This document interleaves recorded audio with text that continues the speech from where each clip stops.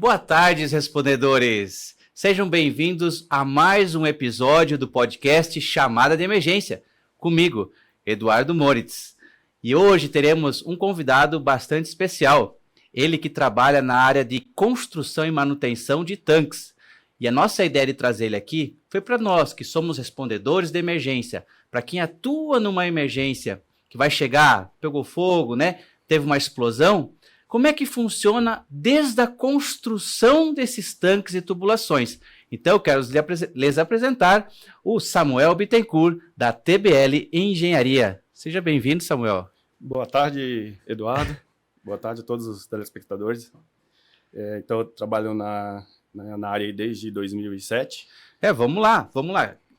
Viu, Samuel? Eu vou seguir aqui, porque o pessoal está curioso aqui, quer saber primeiro. Eu falei TBL Engenharia, né? Então, Samuel, vamos começar pelos começos. O que é a TBL Engenharia?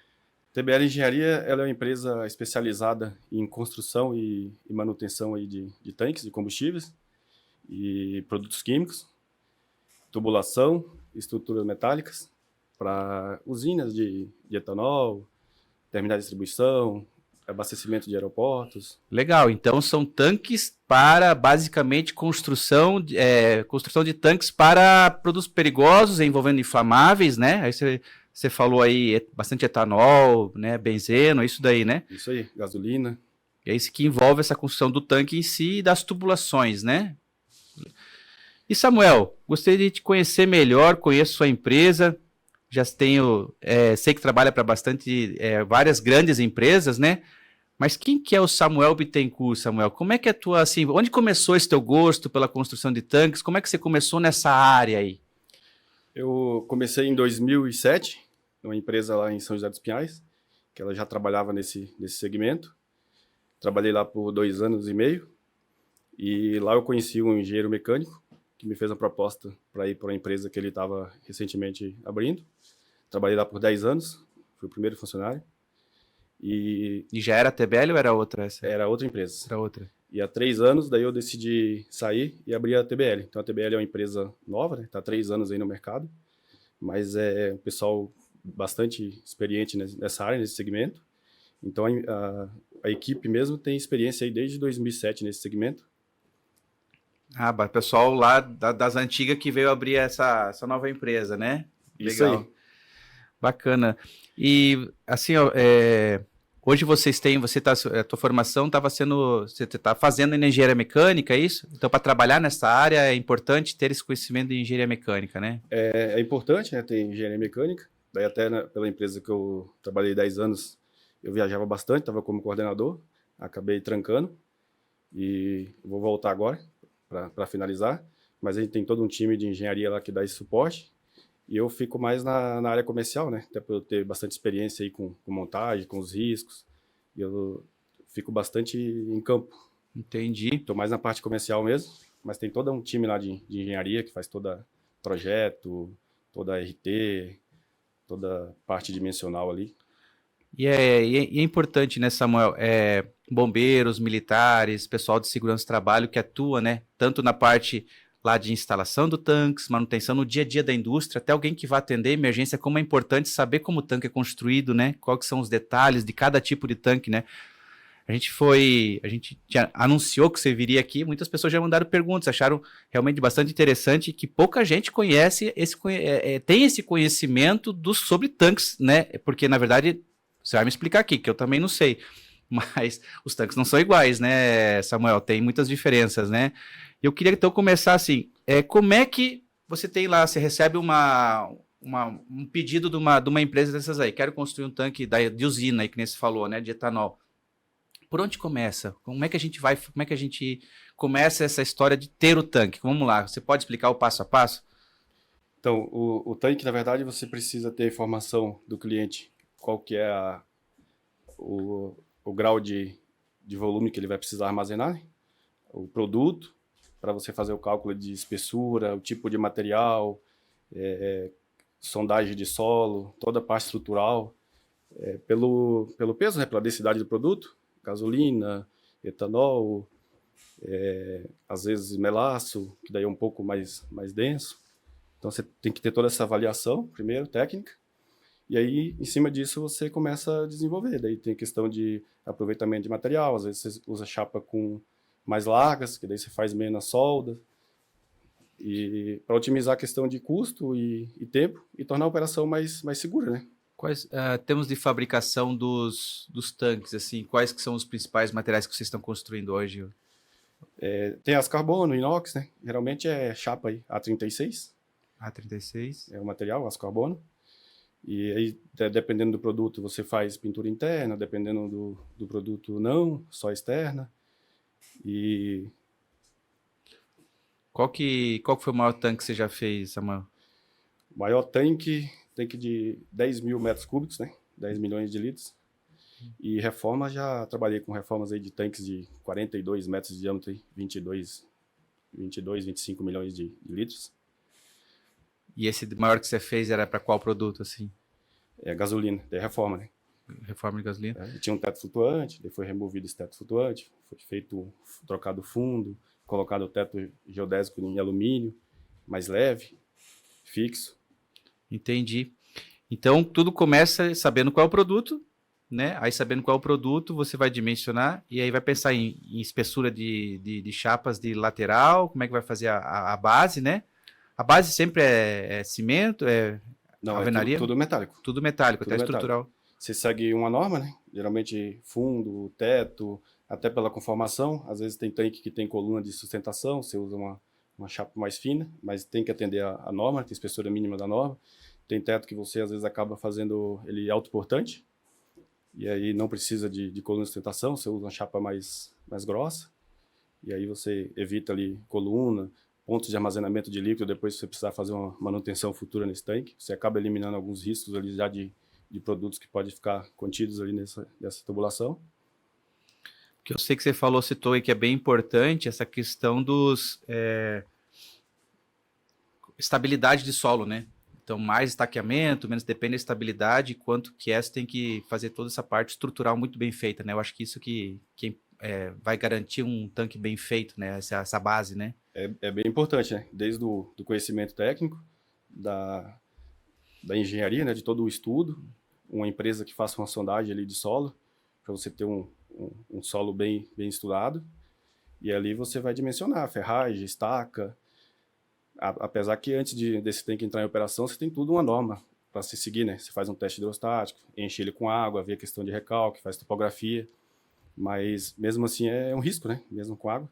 O ideal é você ter uma avaliação bem feita, um planejamento muito bom, para não ter que colocar em risco ali nem o cliente, nem a equipe e os moradores, né? Pessoal que fica ali em volta, às vezes, dos terminais aí, geralmente tem terminais aí que são dentro das cidades aí, né?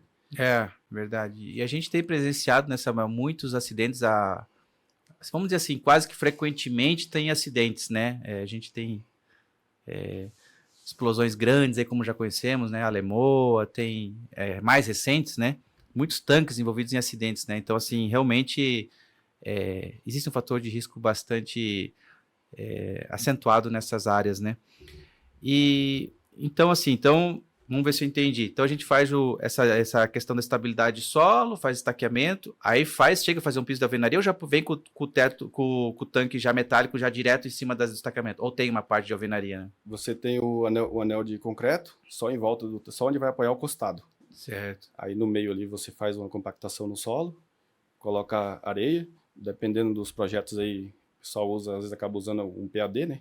Um impermeabilizante ali, caso de vazamento, tem algum monitoramento, às vezes vazamento em solda, você consegue fazer o monitoramento ali de vazamento por esse PAD no fundo. E aí depois você espalha essas chapas metálicas ali do fundo, faz a montagem do teto. E geralmente o modo convencional aí que você mais se vê no mercado, tem as empresas que faz toda a montagem do costado, né? Faz todo o ponteamento dele, monta andaime em volta, pessoal trabalhando em altura, todo o risco de trabalho em altura. Já teve situações aí, por exemplo, de vídeos aí na internet de temporal, e esse tem que ter risco de colapsar, as chapas caírem na montagem. Então a gente usa hoje... O problema já começa na montagem, né? Montagem. Então hoje a gente tem um sistema aí inovador, né? A gente faz a construção, monta o fundo, aí você monta depois um semi-anel, para você fazer toda a montagem ali do teto dele, todos os acessórios, escada de acesso. E aí, na sequência, você começa a fazer a elevação dele para o sistema de macacos eletromecânicos. Geralmente, dependendo do projeto, 10, 12, 15, às vezes até 30 elevadores em volta desse tanque. E aí você vai levantando ele, entrando com os anéis por baixo. Então o pessoal trabalha sempre no solo, você minimiza ali o risco de trabalho em altura, de queda, é uma operação mais Legal. segura. Então quer dizer que você está inovando no mercado, é isso, Samuel? Você, em vez de fazer isso que eu só estou entendendo bem, em vez de jogar o pessoal lá para cima para ir subindo, você faz no chão e é o tanque que vai elevando e o pessoal continua no chão, é isso? Isso mesmo. E vocês que estão desenvolvendo essa técnica? O pessoal sempre trabalha no chão ali, diminui o risco, né? Já tem algumas empresas aí no mercado que trabalham dessa forma, e mesmo assim tem um risco, né? Porque você fica na mão lá da equipe. Então, isso é importante, a eficácia ali dos treinamentos, do diálogo, do cara entender do risco, né? Ele entender do risco, com o que ele está trabalhando, o que pode dar errado. Essa é a importância da equipe técnica e bem instruída ali. Até eu pedi para a edição colocar uma foto ali do sistema que a gente fez também, está sempre inovando e sempre pensando no bem-estar do funcionário e minimizar o máximo risco ali para o cliente, para a empresa, para os funcionários.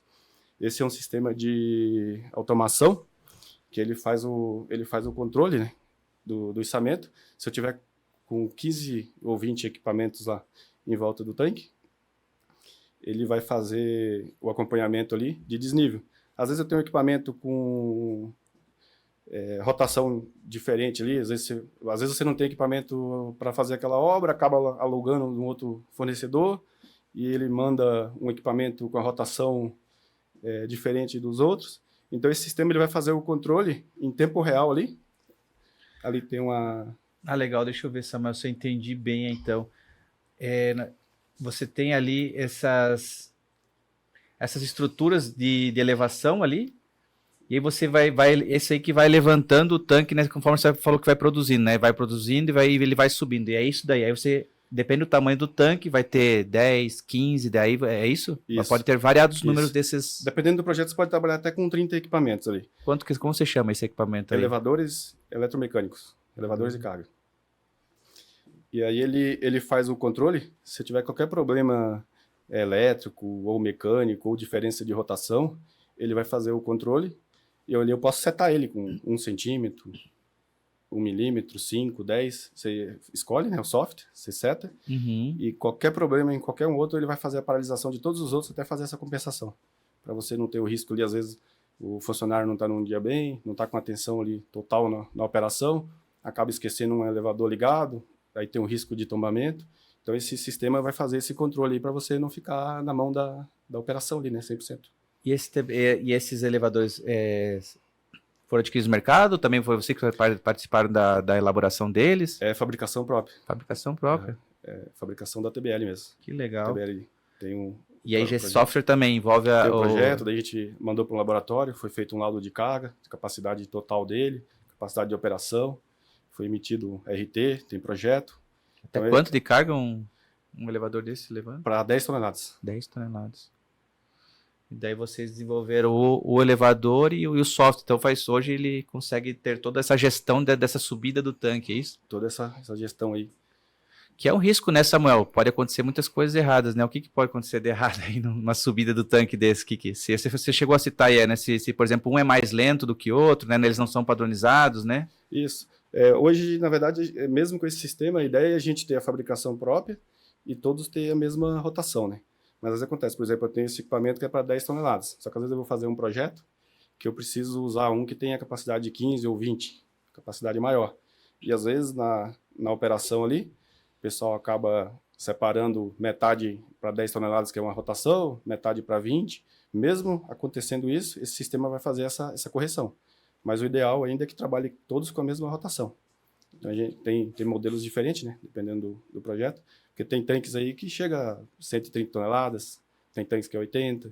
Então, às vezes, até por questão de consumo de energia e tudo, você acaba usando equipamento com capacidade menor para um projeto menor, e às vezes um projeto maior você acaba usando uma outra capacidade. E pode acontecer ali, às vezes, na separação ali, às vezes na correria do dia a dia, ou às vezes na falta de atenção do colaborador, mandando um diferente dos demais, né? E você tem esse risco na operação. Que pode fazer tombar o tanque, daí é isso? Pode fazer tombar o tanque. Já aconteceu. Eu já, No mundo, vamos dizer assim, ó, já aconteceu, já, né? já, já, já vi casos aí não chegar a tombar, né? Porque às vezes o tanque já estava próximo do chão, mas já vi casos aí de acontecer um ocorrido não tão grave, graças a Deus, sem nenhuma ocorrência fatal ali, mas de ter susto aí com a operação. Susto, né? Que interessante. Pois é, e vocês estão nesse ramo já, então já estão inovando em equipamentos, inovando em estilo de construção. Isso é interessante para a empresa de vocês, né, Samuel? Eu acho que é bem vocês buscando a segurança, são fatores de segurança, né? Porque você me falou já várias coisas aqui, né? Falou que pode estar fazendo tanque, pode vir um vendaval, alguma coisa aí derrubar tanque, tem essa questão da elevação. Então, já na construção já começam vários riscos, né, Samuel? Como é importante ter né, buscar essa segurança da equipe com tecnologia, com inovação, né? Então, que legal que ver que a TBL está fazendo isso daí, né? Deixando cada vez mais seguro o processo, né? E aí temos muitas perguntas aí para você ainda, Samuel. Uma vez, então, você me falou aqui várias coisas e eu me passou batido. Você falou tipos de teto, como é que é essa parte aí que você chegou? Se é o teto assim, o teto assim, eu não gravei, sinceramente. Se pudesse me repetir, porque você falou, faz o costado e daí tem diferentes tipos de teto, né? Eu sei que tem o flutuante, tem... Você podia falar um pouquinho mais sobre isso? Tem projeto que você faz o teto, por exemplo, com estrutura, né? Com vigas, com estrutura e coloca as chapas em cima ali apoiado, faz toda a solda. Tem teto, geralmente ali a maioria dos projetos, você acaba fazendo a solda do teto com encostado, uma solda fragilizada, né? Caso a gente, na verdade, tem que tratar, né? Usar a tecnologia e as informações aí que nós temos no mercado para evitar que aconteça, né? Um incêndio, uma explosão, às vezes a manutenção, um item ali que não foi verificado corretamente. E aí, no caso de explosão, o ideal é que esse teto ele abra ali para sair, né? A pressão, o fogo, e depois ele fazer toda a queima do combustível ali até o bombeiro conseguir fazer toda... Esse é um ponto importante para o pessoal observar, né? Então, teto fragilizado, né? O que é isso, exatamente isso? É uma solda mais fraca, ele é mais fino? O que envolve um teto fragilizado? Isso. Geralmente você dá só um passo de selagem, né? Para que você está com a operação ali recebendo o produto ou expedindo, você não ter esse ponto de fuga de gás ali para fora. Então ele é selado, você faz uma selagem total, ele não sai produto para fora do tanque ali, mas em caso de uma operação errada ali, ele vai acabar rompendo essa solda, porque ela é só um passe, né? Geralmente o costado ali, você faz raiz, enchimento, acabamento, é uma solda mais reforçada, faz um acompanhamento com ultrassom, LP. Então essa solda ela acaba sendo mais rígida do que a do teto lá, por isso que ele acaba rompendo lá, né? Se você tem um tanque todo reforçado, ele pode romper qualquer solda, né? Por exemplo, a do costado com fundo lá embaixo. E aí esse produto em chama ali pode alastrar, espalhar pelo chão, pelas bacias, acabar indo para os outros tanques do lado. E o ideal ali é você ter também um combate a incêndio ali, né? Bem legalizado, que esteja funcionando, fazer alguns testes ali durante a operação. Perfeito. Então assim, até é bastante importante o pessoal... Esse teto fragilizado, a ideia então é ter o nosso tanque ali com uma certa, então, às vezes chapas mais grossas e a solda é bem mais resistente, né? E o teto, ele é uma solda mais simples e a espessura também mais fina de chapa, é isso ou é a mesma chapa? Isso. É mais fina, né? Mais fina. Mais fina, né? Então, em caso de explosão, a ideia é ir para cima, né? Ou explode o teto e aí fica queimando em piscina, vamos dizer assim, né? Porque se não acontece isso, tem vídeos na internet, né, Samuel? O tanque é literalmente projetado, né? Porque daí como você falou, sai líquido pegando fogo por baixo e ele pode ser que saia que nem um foguete, né?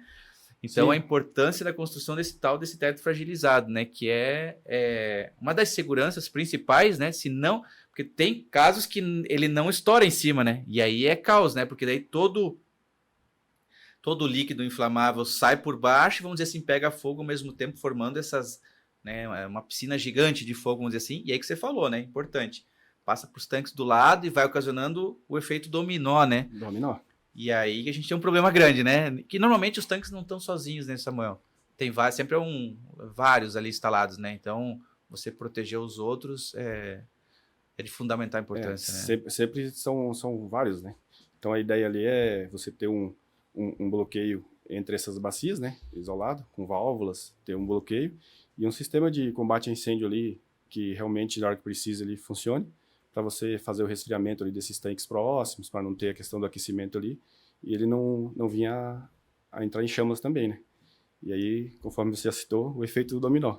Vai passando para os outros e aí não tem o que se faça. E a gente lembra dos vídeos da Lemoa, né? O incêndio da Lemoa, até a gente deve estar vindo com algumas pessoas que atuaram nesse acidente. Que coisa, né? Porque daí pegou um e daí pegou outro. No final tinha 4, mas tanques de grandes proporções, né? Queimando. Né? Começou em 1 e no final tava em 4, né? Então, um Sim. incêndio de bastante complexidade para atuar, para apagar esse incêndio, né? O pessoal pode ver na internet aí, incêndio da Lemoa, realmente um grande incêndio. Sim, lá foi de uma semana, né? Uma semana. De incêndio lá e os bombeiros aí trabalhando duro aí 24 horas, 2 turnos. E além de todo a perda ali do equipamento, né? Da estrutura, da empresa, riscos ambientais, toda a população ali em volta, que o que a gente mais preza aí e orienta e cita é a questão da vida, né? A importância da vida, né? Sim, com Porque certeza. às vezes quem vai ali não sente tanto, né? Quem fica, né? Os filhos, os familiares ali que acaba sofrendo, né? Então é bastante importante ter essa cultura, trabalhar mesmo na cultura, na conscientização ali para a pessoa avaliar, ver o que pode dar errado e realmente querer fazer o certo. E aí a gente vai acabar contornando essa situação e tornando um ambiente seguro e acidente zero. Perfeito. Sem dúvida, Samuel. Eu gostaria de perguntar para você assim, ó. Falamos em teto fragilizado. Tem algum outro ou outros que você poderia citar o sistema de segurança que existem realmente num tanque que ajudam nessa parte para não dar o pior? Teto fragilizado é uma, né? Aí você citou aqui que o teto flutuante é outro, né? O que mais que poderia ser feito assim? Tem as grandes empresas aí, né? As mais modernas aí, elas utilizam já de um sistema aí tecnológico aí, bem novo aí no mercado, que é o sistema de espuma, né? É o LGR.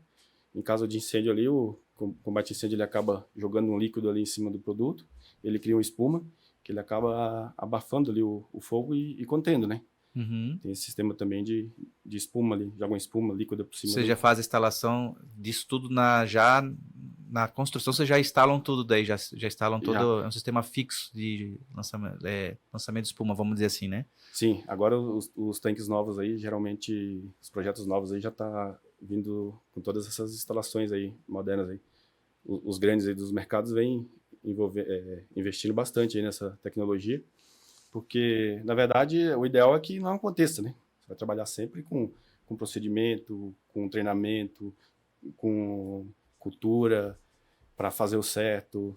O ideal é sempre o diálogo, o treinamento, a eficácia ali dos treinamentos. Mas se vir acontecer, você tem que estar preparado com o que tem de mais moderno aí no mercado para evitar o pior, né? Até você me falou, né, Samuel, que já trabalha desde 2007 e nunca teve, né, graças a Deus, nenhum ferido, no mínimo que seja, né, nenhum dedo cortado nas tuas obras, né? Isso é bem legal, né, Samuel? Dá para ver que você prioriza bastante a segurança aí, né? Hoje até pelos os fatos, né, o que vem ocorrendo bastante aí com esses acidentes aí, então o pessoal vem investindo bastante, né, em segurança. Hoje você vê, tem as grandes empresas aí, elas não abrem permissão se não tiver o técnico de segurança ali full time da empresa, se não tiver um fiscal. Mas eu trabalho desde 2007 aí, fiz obra aí onde não tinha técnico de segurança nem da empresa que eu prestava serviço e nem do cliente à frente do trabalho, assim. E, graças a Deus, nunca tive nenhum acidente grave, assim, nenhuma ocorrência, justamente por causa dessa cultura. Às vezes, na percepção de risco ali, um ato inseguro, eu já ia lá, fazia intervenção, então eu não esperava acontecer ou o fiscal vir cobrar para que fosse feito correto. Então, é realmente cultural, a gente tem que trabalhar na cultura do pessoal. Só vai Sim. conseguir reverter isso quando o pessoal tiver conscientização que acontece, que tem risco e que uma atitude dele ali pode colocar em risco toda uma população ali em volta. Perfeito. A gente estava citando aqui o teto flutuante, mas acho que você não explicou isso daí ainda. Por que existe teto flutuante, né? A gente acho que seria legal explicar, né? O que é o teto flutuante, para o pessoal entender bem certinho. Então, geralmente, os tanques antigos aí, né? Até por questão de tecnologia e inovação e pelo peso, os projetos maiores, tem tanques aí de 45, 42 metros de diâmetro aí, e é muito difícil você fazer uma conformação numa chapa aí para ele ser autoportante. Então ali geralmente você colocava bastante coluna de apoio apoiada no fundo e no teto, dá muito mais trabalho ali na montagem, na operação, questão de peso, investimento, né? Acaba se tornando mais caro. Eles faziam esses tetos daí flutuantes, né? Ficavam ali flutuando ali por cima do produto para evitar de colocar essas colunas. Hoje tem aí alguns tetos aí modernos, né, que é muito mais leve, em alumínio, não tem risco de corrosão, de oxidação, de perda de espessura. Então hoje a gente tem um teto domo geodésico aí de alumínio, tem projetos aí até 42 metros de diâmetro aí que eles já são autoportantes, sem nenhuma coluna, sem nenhuma estruturação ali, apoiada no fundo. Então ele geralmente é por causa disso, né, diâmetro, peso. E eles são mais seguros, é isso? Porque eu não sei se eu estou correto, mas a ideia deles era baixar com o líquido, conforme se fosse usando, tirando o líquido, ele baixava junto, né? Quer dizer, ficava sem vapores, ficava só sempre boiando no líquido ali, né? O teto, né? Aí você enchia e ele subia de volta, né? Então, assim, eles era uma medida de segurança também. Eles estão usando menos os tetos flutuantes agora? Então, na verdade, isso aí ele acaba também sendo mais seguro, né? Porque ele, como você falou, ele acaba não tendo volume ali de gás, né? Porque o teto sempre trabalha em cima do produto. E também hoje a gente tem um equipamento lá que a gente fabrica também nos tanques, que é teto fixo, geralmente quando é gasolina, etanol, quando tem muito produto, principalmente em lugares mais quentes, lá para o Nordeste, que ele tem muita perda por evaporação. Daí a gente usa hoje uma membrana flutuante, fabricação também nossa, que daí ele fica uma película de 0,5 de alumínio em cima do produto e ele faz a função ali como se fosse o teto, minimizando ali a questão de gás, né? Que ele sempre trabalha ali por cima do produto, evitando essa perda aí por evaporação e esse volume de gás ali entre o produto e o teto, né? Sim, que é importante lembrar, e muita gente que está assistindo a gente não é exatamente da área vamos dizer assim, de combate a incêndio, né? Então, a gente tem recebido muitas mensagens de pessoas ligadas, dentista, pessoal de banco, assim, que gosta de assistir a gente por ser uma forma até curioso, né? Nosso tema emergência, ele é um tema que chama a atenção de muita gente e, de forma surpreendente, tá vindo muita gente que não é exatamente da área e quer aprender e verificar os detalhes desse nosso assunto aí que é tão interessante, né? Então, só para lembrar, então, o pessoal, que para a gente ter fogo, né? Tem que ter um combustível, um comburente e uma fonte de ignição, né? Ou seja, temos lá o etanol, a gasolina, né? Temos que ter ar, temos que ter uma fonte de ignição para ter o fogo, né? E se isso está confinado, nós temos então a explosão, né? Então, por isso que a gente fala assim que o teto flutuante é uma forma de segurança, porque ele está em cima do líquido, não tem formação de uma grande quantidade de gás, né? De produto gasificado. Né? Até antigamente, não sei se lembra, o pessoal falava assim, não, caminhão vazio é mais cheio que caminhão, é mais perigoso que caminhão cheio, né, de líquido, né? Era uma visão que o pessoal tinha um pouco distorcida, mas a ideia de que se você tivesse num caminhão só gás, ele realmente, ou num tanque, né, ele era ali mais perigoso. Por quê? Porque tinha gás e ar, né? Então só faltava uma fonte de ignição, né? Então, claro, caminhão, o tanque do caminhão lá cheio, obviamente não tinha o ar, né? E pouco produto gasificado. Então é bem mais difícil pegar fogo e até não pega fogo, né? Existe o que a gente chama de faixa ideal de inflamabilidade, né? Então por isso o teto flutuante é uma medida de segurança, né? Por causa justamente desse fator de você não ter essa grande quantidade de gasificado, né? Então ele acaba entrando, mas você me falou, agora vocês estão usando essa película que vocês desenvolveram aí, que essa película que é uma película, como é que você falou? Uma membrana, né? Então bem mais fininha que o teto. Então o teto não precisa movimentar, só movimenta essa membrana que faz para não ter essa volatilização, né? Isso. E você acaba utilizando ela ali para minimizar ali, ela elimina a perda ali por evaporação em até 95% e ainda acaba tornando a operação ali mais segura, né? Que hoje, pelo que você me citou, tetos flutuantes não estão mais sendo tão usados assim, né? Os tetos flutuantes já não estão mais tão usados assim, usa menos hoje, fabrica Usa menos. menos. Os projetos novos aí geralmente ou é esse teto geodésico de alumínio, até porque é mais leve, né? Estruturalmente ele traz menos risco ali pro costado, pro equipamento. E, além de ser mais leve, daí ele é fixo, né? Porque quando você tem a membrana flutuante ali dentro de um teto fixo, tem questão de risco de balão, que o pessoal acaba soltando, raio. E o teto flutuante, ele em cima direto do produto ali, ele tem um ponto ali de ignição ali mais fragilizado, né? Então ele tendo esse teto flutuante, esse selo flutuante interno e o teto fixo ali, ele acaba também sendo mais seguro ali para a operação, né? Contra raios, contra balão e algumas outras situações aí. Importante, ótima informação, realmente bastante relevante essa informação aí. Tem alguma outra medida de segurança que você acha interessante? Porque aqui você já citou várias aqui, situações de segurança e emergência, para o pessoal que trabalha aí, bombeiros, que podem chegar numa emergência e ter essa emergência em tanque, né? Já notaram aí, acho que bastante coisa. Essa é uma informação super relevante, né? Quer dizer, a expectativa de ter teto flutuante é cada vez menor. Então, vocês têm o teto fixo, né? E a membrana interna que flutua, deixando menos gasificado, né? Tem alguma outra coisa que você falou, também citou aqui, sistemas de para-raio, né? Sistemas de USPDA em geral, né? Bacia de contenção. Que outras a gente podia elencar como sistemas de segurança aí em tanques? Até a questão do SPDA ali, se você olhar aí tem vídeos e tem informações aí na internet, né? De tanques que vêm sofrer explosão aí devido a temporais, né? E raio. E às vezes é por não ter um sistema de SPDA ali eficiente. Então também é muito importante lá ter as antenas, ter todo um sistema de SPDA aí robusto para estar direcionando esse raio aí e esse ponto de ignição para o solo, né? E se vocês fazem também, todo o sistema de SPDA, vocês fazem também isso? Chega a instalar ou não? Esse pessoal do Não, SPDA vem depois de você? geralmente quando o cliente exige que a gente entregue o projeto já com o SPDA, aí a gente pega engenheiro elétrico, empresas especializadas aí e acaba terceirizando. A gente coloca no orçamento, faz, entrega, mas a gente acaba terceirizando essa parte de SPDA. Entendi, perfeito.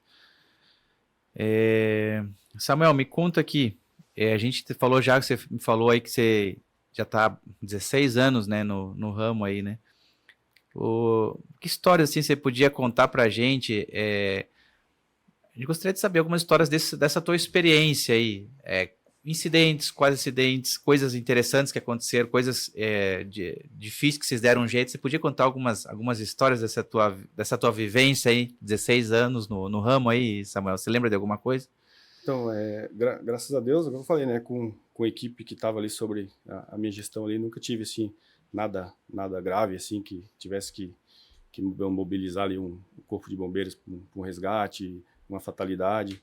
Mas a gente vê bastante coisa aí na internet, né, vídeos aí com equipamentos rotativos, às vezes o pessoal com trabalho em altura, né, às vezes sem seguir ali os procedimentos, as normas e os treinamentos ali que é feito. Às vezes por um dia, às vezes a pessoa não está num dia bom, não está com atenção. Então essa é a importância dos treinamentos ali, da eficácia, de ter um técnico de segurança, um encarregado ali que tem essa percepção de risco, de avaliar a equipe dele, o dia que a pessoa não está num dia bom, ele chegar de manhã já sentir, fazer a relocação desse colaborador para uma atividade de menos risco, ou às vezes até mandar para casa naquele dia, conversar, avaliar, ver o que está acontecendo.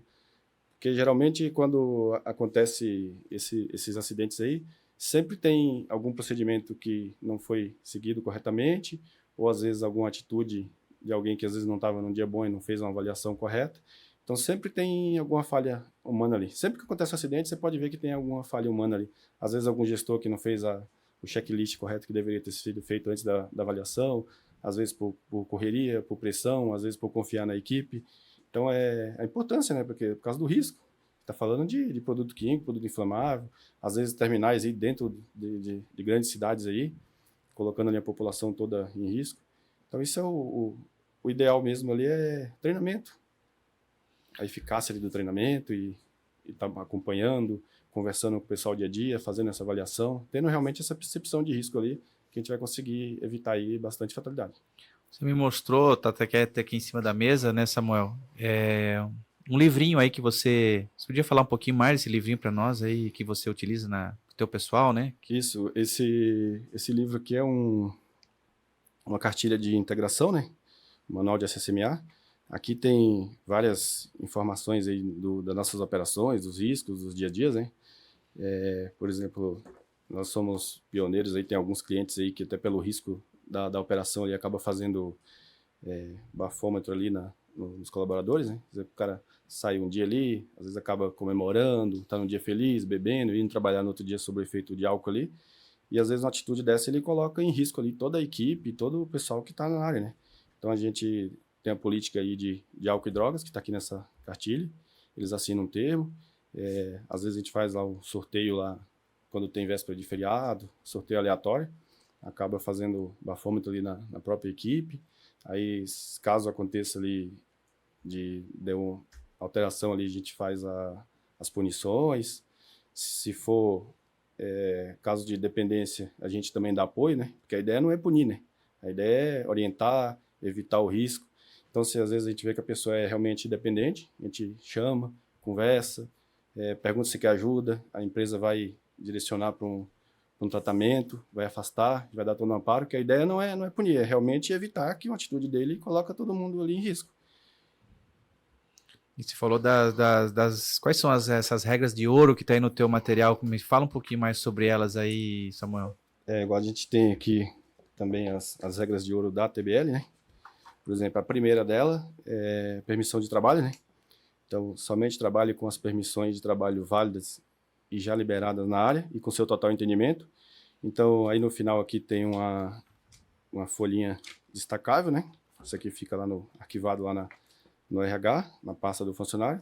Ele assina essa folha com os dados dele, que ele recebeu isso aqui, que foi feito esse treinamento. Então, não adianta ele, às vezes, não tá num dia bom ali, não fez avaliação, ou foi lá, é rapidinho, só vou fazer essa atividade aqui, depois eu vejo a liberação. Então, não adianta ele falar que não sabia, que era rápido, porque a primeira regra de ouro ali é a permissão de trabalho, porque a partir do momento que você tem permissão de trabalho, você tem toda uma análise ali que foi feita, todos os gestores assinaram, porque ninguém vai assinar um documento e fazer uma liberação sem avaliar os riscos, né? Então, isso aqui é um filtro já para evitar aqui. Então, a primeira das tuas regras de ouro, permissão de trabalho, né? Quer dizer, você analisou o risco, expôs para os funcionários, tratou esses riscos e eles são agora sabedores dos riscos que eles estão correndo nessa situação. Quais são as outras, Samuel? Quais são as outras regras de ouro aí que vocês utilizam? Interessante, né? Acho que é importante. A outra é trabalho em altura, né? A 2, somente faça trabalho em altura com utilização de cinto de segurança, quando ela bate devidamente ancorado em local seguro e com permissão de trabalho válida. Espaço confinado, trabalho a quente, IPIs,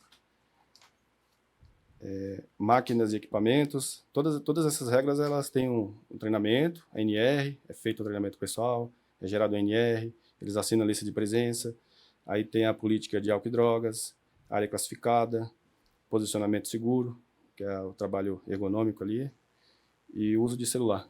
Porque o celular, na verdade, ele já é um ponto além de ser um ponto de ignição ali na operação nossa, né? Porque você trabalha com inflamáveis, ele acaba tirando atenção, né? Às vezes está numa rota lá onde passa caminhão, empilhadeira, às vezes recebe uma mensagem ali de um familiar ali, rapidinho você vai olhar e acaba desviando a atenção ali, risco de atropelamento, e fora o ponto de ignição aqui, que é o principal risco nas nossas atividades, né? Perfeito. Eu vi uma bem interessante aí também, Samuel, acho que já valeria a pena a gente conversar sobre ela. O trabalho é quente, né? Então, a TBL também faz a parte de manutenção, né? Não só construção de tanques, mas manutenção de tanques e linhas, né? É isso mesmo, Isso. Né? Então, como é que você faz? Agora vamos lá. Chegou lá, chegou na usina, tá lá o tanque de etanol. Aí chega lá, Samuel, eu quero que você faça a reforma desse tanque, troque válvulas, faça aí uma coisa qualquer. Por onde você começa? E aí eu sei que vai passar por essa parte do trabalho quente. Por onde você começa, Samuel, a fazer esse trabalho? Então, a primeira coisa que você tem que fazer é os treinamentos, né, da equipe, orientar a equipe sobre os riscos daquela atividade, um diálogo ali, treinamentos, toda a comunicação ali com a equipe sobre o escopo da tarefa. E, na sequência ali, avaliar os riscos, né? Isso não só para tanque, para área classificada. Qualquer atividade que você vai fazer, por menor que seja o risco ali, você tem que ter essa avaliação, né? Pensar o que pode dar errado, se der errado isso aqui, o que pode acontecer, o que pode vir a ocorrer de mais grave aqui nessa situação. Então, o ideal para você fazer qualquer tipo de atividade é você avaliar o risco dela. A partir do momento que você avaliou o risco, você mapeou esses riscos, aí você vai ver o que você pode fazer para mitigar esses riscos. No caso dos tanques, lá quando você vai fazer manutenção, daí você tem que ter treinamento de NR20, que é sobre líquidos e gases, para você entender dos riscos, o que pode acontecer, os pontos de ignição. E aí depois você vai acessar esse tanque, você tem que ter o NR33, né, que é o espaço confinado. Você vai desconectar todas as linhas de entrada do tanque, saída, sistema de câmara de espuma, todo o sistema de incêndio, que às vezes uma linha está conectada ali próximo de uma linha de produto, acaba entrando gás nessa linha de incêndio, que é água, e às vezes pode entrar um gás ali, você está fazendo atividade no tanque, mesmo ela não sendo uma linha de produto, é importante você raquetear todas as linhas ali dos tanques, né, entrada e saída, fechar com flange cego, raquete, as linhas que você isolou, colocar madeira, fazendo isolamento com madeira ou borracha, afastando do tanque que você vai fazer manutenção. Aí você faz toda a drenagem do resíduo do produto. Depois você acaba fazendo toda a parte ali de desgasificação, né? Tirar todo o gás, todo o risco de explosão ali. Ventila ele, faz as medições lá com explosímetro, aparelho aí que você faz ali as medições de explosividade. Aí depois você acaba acessando esse tanque lá, né? Com sistema de armandado. Às vezes é algum ponto lá dentro que você acabou não tendo visibilidade ali de fora. Às vezes é algum produto numa coluna lá, coluna interna, algum produto, alguma coisa. Então é importante você entrar com a armandada essa primeira entrada, fazer toda essa avaliação, furar as colunas lá se necessário, né? Se avaliar que a coluna está fechada para uma avaliação mais específica ali, você faz toda essa furação com equipamento pneumático, para não ter o risco ali de ignição, né? Com equipamento elétrico, geralmente você tem essa... Ou você usa equipamento EX, ou você tem que usar o equipamento pneumático. É importante estar todos eles bem aterrados, né? Você ter os pontos de aterramento, usar uma haste de aterramento, fazer todo o aterramento desses equipamentos, para não gerar ali também energia eletrostática, né? Também, às vezes, pessoal com postos de combustível, você já viu algumas explosões aí, pessoal com a roupa ali no carro e acaba esfregando no banco, gera aquela energia eletrostática, quando sai, encosta no carro ali abastecendo e em postos de combustível tem vários incêndios devido à roupa. Então, é importante verificar ali se a roupa que está usando é adequada, se ela não gera energia eletrostática, fazer um aterramento bem feito ali nos equipamentos.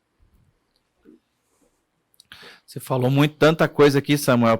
Parece simples para você, mas a gente tem que ir pensando. Primeira coisa que chama atenção é um profissional para atuar nessa área, né? Ou técnico de segurança, ou até os pessoas instaladores, né? Quantas NRs eles têm que ter, né? Então, começa aí o básico, NR20, né? Líquidos inflamáveis, né? Líquidos e gases inflamáveis. Então, que tem lá até as cargas horárias definidas pela norma, né? Eu já lecionei muito esse treinamento, desde posto, que a gente falou, posto de serviço, até usinas, né? Então, começa aí pela NR20, então, aí o pessoal vai acessar, tem que ter NR35 e 33, né? O espaço confinado e trabalho em altura, basicamente, né? E ainda provavelmente pode precisar aí, talvez, de uma NR10, uma coisa de eletricidade, ou nem todos têm essa parte? É porque geralmente quando você vai para essa etapa do tanque ali, você acaba não usando energia, né? Até pelo risco de ignição. Sim. Os equipamentos são geralmente todos pneumáticos. Então, nesse caso específico, você não acaba utilizando. Mas na manutenção depois, quando você precisar fazer uma instalação, se você for usar gerador, ou se for pegar um ponto de energia fixo do cliente, às vezes o escopo de fornecimento de energia elétrica do cliente, o pessoal que vai trabalhar nessa área, você tem que ter NR10, né? Tem que ter um eletricista com NR10 para fazer essa ligação, risco de choque elétrico, como eu disse anteriormente, né? Toda atividade que você vai fazer, por menor que seja o risco, você tem que entender os riscos, tem que ter as NRs, tem que ter os treinamentos, tem que ter a capacitação para você minimizar os riscos de acidentes nessas operações. Instalar um tanque é um curso intensivo de segurança do trabalho, né, Samuel? Porque desde a PT, né, análise de risco, depois todas essas NRs, né, quanta coisa para sair um tanque bem construído, né, Samuel? E fora, claro, toda a parte operacional e do próprio tanque, né, qualidade de chapa, e, assim, são muitos detalhes, né, Samuel? Mas você falou outra coisa interessante,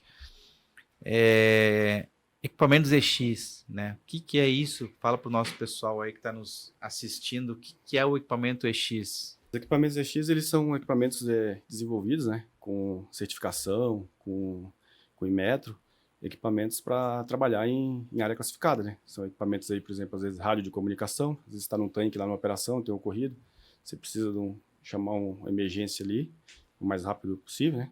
E às vezes você acaba usando aqueles rádios de comunicação, você não pode pegar um rádio, a pilha que às vezes custa 3 vezes mais barato do que um EX, e usar lá porque a própria pilha ali, o próprio rádio, ele já é um ponto de ignição e de risco de explosão na área. Esses equipamentos, eles são blindados, eles não geram ali, centelhas, não tem risco de ponto de ignição ali na operação. Tem exaustores, luminárias, rádio de comunicação, como eu falei. Hoje já existe até celulares aí, EX, né? Sem risco de ignição. Pra você ter ideia, você pega um celular aí que é moderno aí, você pega um EX e vai custar aí às vezes 2, 3 vezes mais caro aí no mercado. Então, esses são equipamentos caros, justamente pela capacidade ali de operação nessas áreas classificadas dele. Então, são bastante importantes para a tua área, né? A definição, falando pessoal, são os intrinsecamente seguros, né? Que você falou, ou a prova de explosão, né? Que por isso que a gente chama de equipamentos EX, mas a tecnologia são intrinsecamente a prova de explosão, né?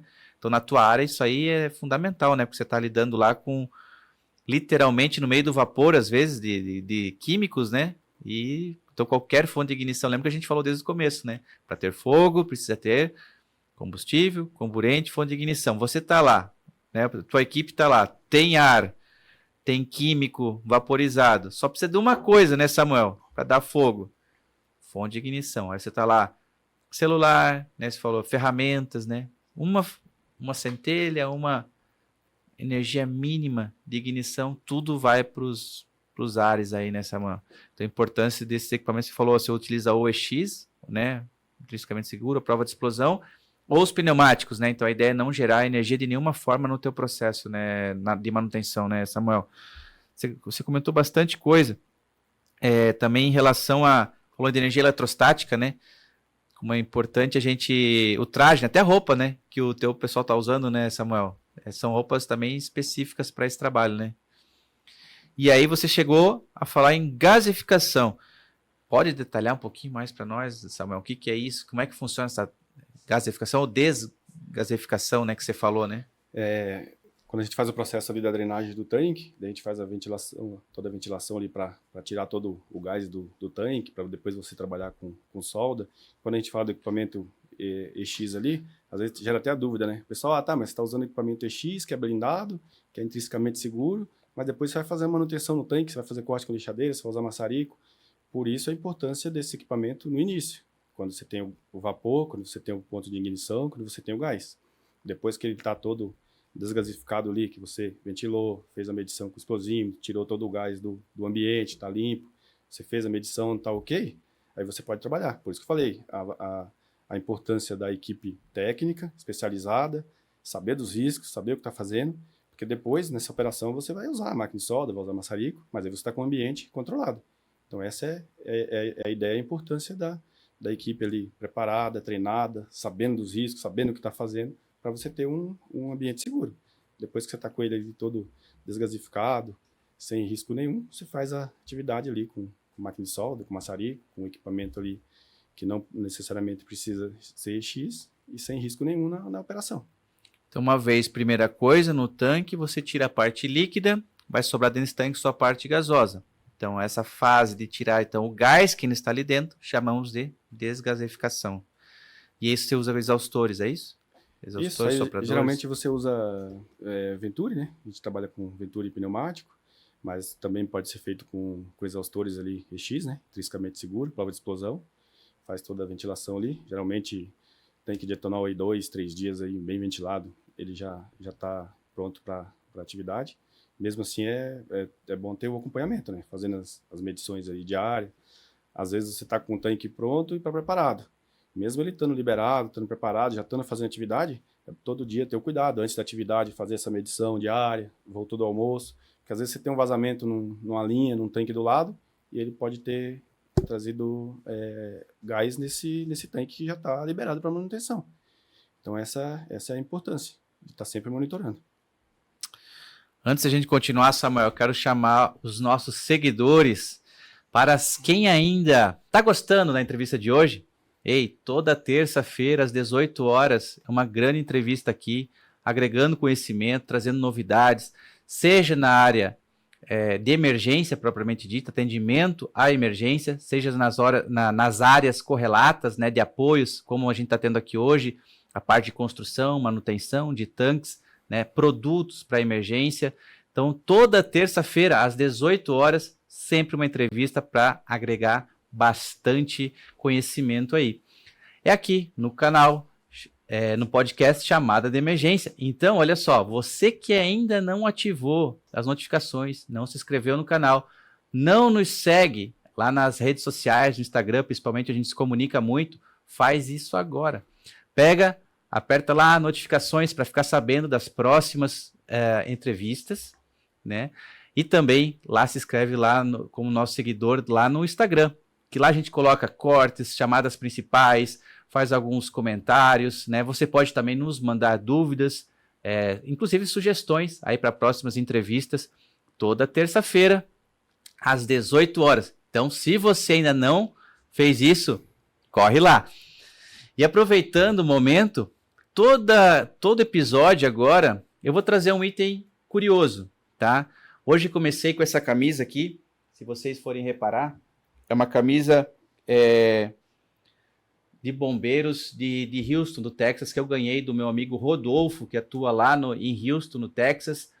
E lá como tem, em Houston, acontece todas as grandes emergências do mundo, assim, complicadas, porque é o centro químico realmente dos Estados Unidos, né? Então, tudo que é cabuloso, que aconteceu assim, vai lá, que lá em Houston já aconteceu. E lá tem, então, os bombeiros especialistas HAZMAT, né? Hazardous Materials. Então, os bombeiros especializados em atender emergências com produtos perigosos. E essa camisa é a camisa da 22, que é justamente a estação de bombeiros especialista em atendimento a emergência com produtos perigosos. Então, o pessoal que tem muita experiência, uma bagagem, porque realmente é muito transporte, é muita ferrovia transportando produto perigoso, né, produtos químicos de uma forma geral. Então, incêndios, explosões, vazamentos, muita coisa já aconteceu em Houston. Então, esse pessoal, então agradecer meu amigo Rodolfo, que me presenteou com essa camisa. E a ideia é essa, todo episódio vou vir com uma camisa, vou trazer umas challenge coins, algumas coisas para ir contando alguns casos desses nossos aí, muitos anos já de atendimento à emergência, para vocês ficarem conhecendo. E esse é um detalhe importante, então é uma estação de bombeiros especial nos Estados Unidos, a 22 de Houston, no Texas. Então, se ainda não inscreveu, ainda há tempo, hein? Vai lá, que daí próxima terça-feira, próximo episódio, estamos aí com outras entrevistas maravilhosas que a gente está tendo hoje, aprendendo muito. Inclusive, é uma área que eu mesmo tenho muito que aprender. Por isso trazemos aí gente capacitada, como nosso amigo Samuel. Eu queria aproveitar esse momento para fazer agradecimento a um dos nossos patrocinadores, a HAZMAT Group, empresa especializada em treinamento e consultoria com produtos perigosos. Então, toda a parte de treinamentos NR20, treinamentos com químicos específicos, amônia, GLP, cloro, e também toda a parte de consultoria, plano de atendimento à emergência, toda essa parte, plano de gerenciamento de riscos, toda essa parte de consultoria ligada à segurança industrial, é com o pessoal lá da Hazmat Group. E aproveitando, você que quer ser um patrocinador desse canal, nos contacte via as nossas mídias sociais, via e-mail, nossos contatos. Seja também um apoiador dessa iniciativa da divulgação de informação sobre a emergência com produtos perigosos. Então agora vamos continuar a nossa conversa aqui com o Samuel, que ainda vai estar nos explicando essa diferença, como que ele faz o desgaseificação. E eu queria saber, Samuel, qual que é a diferença que o pessoal fala, vou inertizar o tanque? Qual que é a diferença de desgaseificação e inertização? A desgasificação você acaba fazendo com exaustores, né? Como eu falei, ou Venturi pneumático, faz a ventilação quando é um tanque de etanol. Aí quando é um produto que ele acaba sendo mais corrosivo, às vezes acaba sendo mais áspero ali na parede, no fundo do tanque, ou em linhas de combustíveis, aí você acaba fazendo a inertização, ela é feita daí com nitrogênio, né? Você injeta nitrogênio ali dentro da linha, e aí ela é mais intensífica. Então, uma coisa é a gente tem o líquido, tirou o líquido, sobrou o gás, uma coisa é tirar o gás, desgasificação. Aí ainda tem algum risco, você falou, pode soltar das paredes, volatilizar mais alguma coisa, posso jogar um inertizante. Então, normalmente vocês fazem com nitrogênio, é isso? Isso, daí, geralmente você faz com nitrogênio, aí ele é mais intensífico essa limpeza e essa desgasificação. Ou seja, aí você ocupou o lugar dentro do tanque com um inerte, né? O nitrogênio. Sim. Então a chance daí de risco de princípio de incêndio ali cai muito, porque agora ali dentro não tem mais o químico, né? Tem, na verdade, o inertizante, né? O nitrogênio. E então, às vezes, tem que fazer desgasificação e às vezes tem que fazer inertização. É isso? Depende do produto, vocês fazem essa diferenciação, né? Isso. Você tem que fazer essa avaliação, né? Por exemplo, um tanque de etanol, de gasolina ali, só ventilando ali, ele já fica um ambiente desgasificado e seguro. Nessas operações aí, só com ventilação. Aí você faz a medição, vai dar explosividade zero, daí você tem um ambiente seguro ali para fazer a manutenção. Em alguns casos, alguns produtos daí que são mais difíceis de se fazer essa inertização com vento, com exaustor, aí você acaba utilizando aí o nitrogênio em algumas situações. E você falou também, Samuel, esse teu tema ele vai remetendo a muitos outros temas relacionados à segurança, né? Você estava falando aqui, ó, a gente utiliza o detector, né, o explosímetro, né, ou faz a detecção atmosférica ali de gases, e você utiliza isso muito no teu trabalho para saber se a atmosfera está inflamável ou não, né, ou está explosiva ou não, né? Então até a gente tem que trazer alguém aqui especialista nesse assunto aí. Eu convido os meus amigos aí que trabalham com detecção atmosférica para vir aqui fazer uma entrevista para a gente. Totalmente, que é um mundo, nós sabemos que é um mundo completo, é um mundo à parte, né? Que tem muita tecnologia, muita informação, que vale a pena falar sobre isso, né? E o Samuel utiliza aqui esses equipamentos, então, a todo momento para saber se a atmosfera está segura, né, Samuel? Para ver se... Então, utilizam bastante lá essas tecnologias. Utiliza, né? Bastante. Utiliza nessa parte da desgasificação. E depois, durante a operação ali, você deixa ele full time ali em campo, fazendo acompanhamento. Às vezes você está trabalhando num ambiente que tem um vazamento próximo, ele acaba apitando ali, né? Alarmando, sinalizando ali que tem um risco. Você para todas as atividades, orienta o pessoal a sair com cuidado, desligar os equipamentos e ir para um ambiente seguro, até fazer todo o controle e a mitigação ali do ambiente. Sim. Quando você citou ali também que você faz ali hacketeamento, né, faz o fechamento, aí nós falamos de outra área da segurança industrial, né, os bloqueios e sinalizações, né, e como é importante isso, né, Samuel? Você veja, se você está lá, vamos dizer assim, faz manutenção naquele tanque lá para mim, aí você vai lá, fecha mais ou menos, aí começa lá a fazer o trabalho e de repente chega mais produto, né, e você com solda lá, com muitas fontes de ignição, né, é uma emergência certa isso daí, né? Se você não fizer muito bem essa parte também, né, Samuel? Sim, com certeza, porque às vezes a tubulação que alimenta aquele tanque, ela é interligada com vários outros, né? Então os outros tanques do lado ali, às vezes você está fazendo manutenção nesse e os outros estão em operação. Então se você não tem um bloqueio ali bem feito, para evitar que tenha algum derrame, algum vazamento ali, mesmo com todo esse procedimento, já trabalhando no tanque com solda, você tem um risco de um vazamento, uma passagem numa válvula, às vezes uma válvula que está dando passagem, por isso a importância ali de mesmo com a válvula, você colocar um flange cego, colocar uma raquete, fechar a linha, porque mesmo que dê passagem na válvula, tá flangeado cego, para você não ter esse risco ali durante a manutenção. Que legal. Você me falou, Samuel, que você está com hoje equipes trabalhando em usinas, né? Tem da parte hoje trabalhando de gasolina, né? Quais os ramos assim que você está atuando hoje especificamente, sim, inflamáveis, combustíveis? Geralmente usinas de etanol, né? Fabricação de etanol ali através da cana de açúcar, terminais de distribuição, né? Aí nosso foco também de trabalho é aeroportos aí, né? Tem os abastecimentos de aeronaves aí. Então tem os tanques também, tem os sistemas de abastecimento, que é a nossa área, a gente também faz manutenção. Às vezes outro segmento, né? Energéticos, químicos. Então vários segmentos aí, nem só combustíveis. E me chamou muita atenção, é um trabalho assim que ele utiliza muito essa parte de segurança industrial profundamente, né? Porque o pessoal entendeu aqui, você tá fazendo manutenção no lugar que estava com químicos inflamáveis, né? Continua passando pelo lado esses químicos e você está lá com solda, maçarico, seja lá o que quer que seja, fazendo essa manutenção, né? Então você está trabalhando, mas como com técnica, né? Com segurança, fez ali, vou fazer degasificação, vou utilizar os equipamentos certos, e aí você chega nesse resultado, né? Trabalhando 16 anos aí, não tendo emergência nenhuma, né? Como é interessante isso daí, né? Apesar do ambiente ter vários perigos, são todos riscos controlados, né? Sim, essa é a ideia, onde eu sempre venho falando, da capacitação, né? O pessoal está capacitado, treinamentos, experiências, e aí você torna um ambiente seguro. Por isso que tem condições de você fazer obras, fazer trabalhos em ambientes de riscos, com um acidente zero.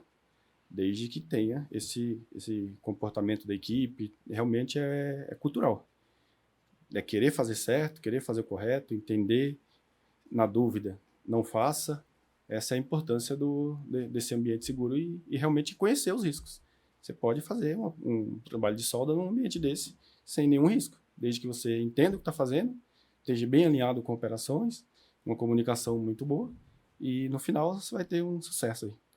Até uma coisa interessante, né, Samuel? Quem está nos assistindo aí, quer atuar na área, né? Já sabe até uma linha já, você já tem um direcionamento, né? Fazendo os cursos de NR20, NR33, 35, você já conhece ou não se aperfeiçoar nessa área de soldagem, de soldas, né? E todas essas correlatas aí, manutenção. Então parece um ramo bem interessante, né, Samuel? É um ramo bem interessante, vem crescendo bastante aí o mercado, né, nesse segmento. Eu trabalho aí há 16 anos aí e nunca faltou demanda, pelo contrário, vem crescendo, tem oportunidade para todo mundo. Por exemplo, já trabalhei em 2 empresas, hoje tem a TBL, e se tiver mais outras empresas, não consegue atender toda a demanda do nosso mercado.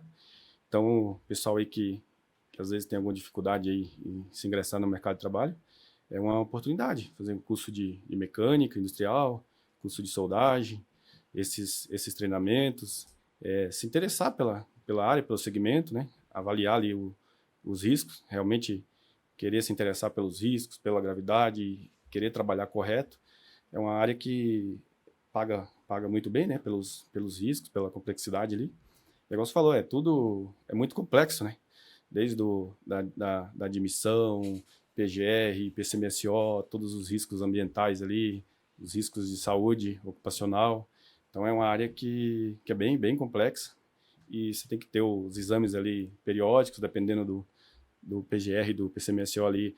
Tem exames que tem que ser feito a cada 6 meses, até por causa dos produtos químicos. Tem exames que é anual, tem exames que tem que fazer a cada 3 meses.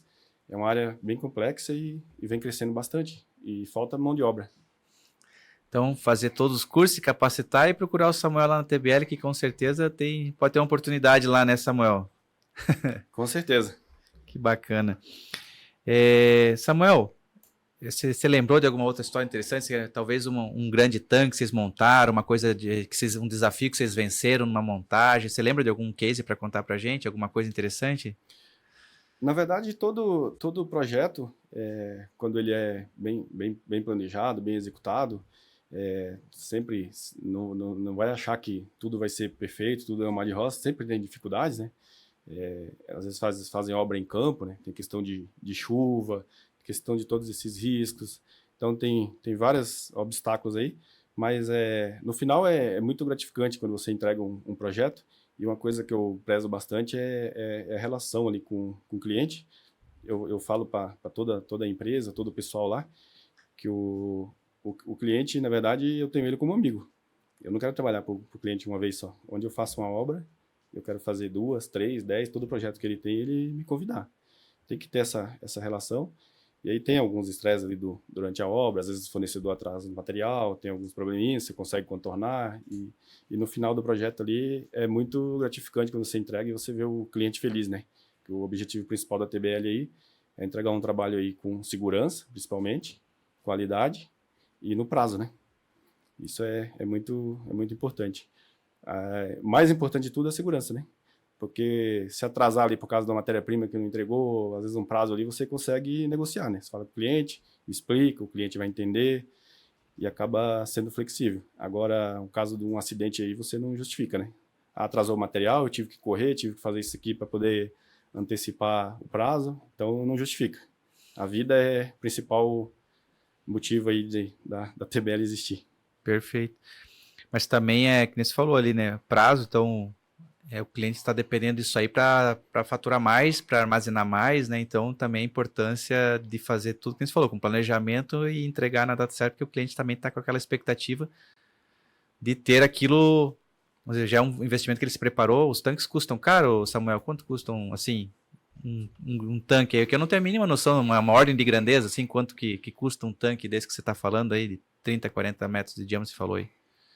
Esses tanques aí geram em torno de, com matéria-prima, toda a mão de obra, pintura, projeto, RT, toda a especificação para ele entrar em operação ali, em torno de 6, 7 milhões aí, um tanque desse. Uau! Não é pouco não, né, Samuel? Então, por isso a complexidade, né? É um equipamento caro, então o cliente não vai fazer um investimento desse e vai colocar qualquer empresa, qualquer pessoa no mercado lá para fazer um projeto desse, um investimento desse, que não seja realmente capacitado e que tenha um compromisso ali, né? O cliente faz um investimento desse, como você falou, ele quer armazenar mais, ele quer faturar mais e pagar esse equipamento justamente com que ele vai vender mais ali durante essa operação desse tanque, né? E sem acidente, né, Samuel? Sem acidente. Sem Esse é o principal objetivo. Legal. Samuel, vou abrir para você agora, quiser comentar um pouquinho mais do TBL, não sei se tem mais alguma coisa que gostaria de comentar, falar, para a gente ir caminhando para o encerramento, e se quisesse deixar tuas últimas considerações aí. Então, a TBL é uma empresa aí que ela surgiu em 2017, né, como eu falei. Eu trabalhei por 3 anos em uma empresa, 10 em outras. Estou no mercado há 16 anos, bastante experiência aí com essa área classificada, com montagem de tanques, selos flutuantes, tubulação, estrutura metálica. Tem uma bagagem, mas não é porque tem essa experiência que a gente tem que abaixar a fiscalização ali, né? Então a gente tá aprendendo, também todo dia a gente está aprendendo, está evoluindo, tem algumas falhas também em nossa operação. A gente está fazendo toda uma reestruturação agora lá de funções, de cargos. Trouxe uma gerente administrativa lá e financeira devido à demanda de obras aí. Então a gente vem se estruturando. E uma coisa que eu sempre prezo, que eu nunca vou deixar perder, é essa energia da TBL. O pessoal trabalhar motivado, feliz, chegar no final de semana e falar, ainda bem que acabou o final de semana para mim ir trabalhar. Acho que isso reflete também na segurança no dia a dia lá. Só trabalhar confortável, trabalhar leve, trabalhar feliz. Isso acaba gerando um ambiente seguro também. Que legal. Ô, Samuel, tô quase com vontade de trabalhar na TBL lá para você, né? Samuel.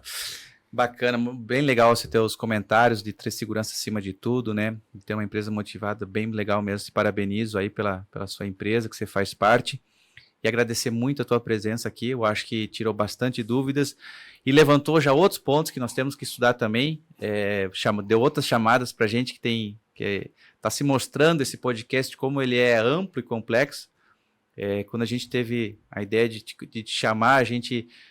mas o pessoal também que atende emergência precisa entender de algumas coisas, né? De válvulas, de tanques, né? E a gente está dando agora esse suporte técnico aonde vão ocorrer as emergências. Então, queria agradecer demais a tua participação, a tua vinda aqui, de tirar essas nossas dúvidas aí. Acho que o pessoal gostou bastante, como eu gostei. E agradecer aos nossos seguidores por ter nos acompanhado aqui. Se você ainda não clicou aí nas notificações, não nos segue nas mídias sociais, ainda é tempo, dá para fazer isso. Porque assim, toda terça-feira, às 18 horas, eu, Eduardo Moritz, te encontro aqui no podcast Chamada de Emergência. Até a próxima!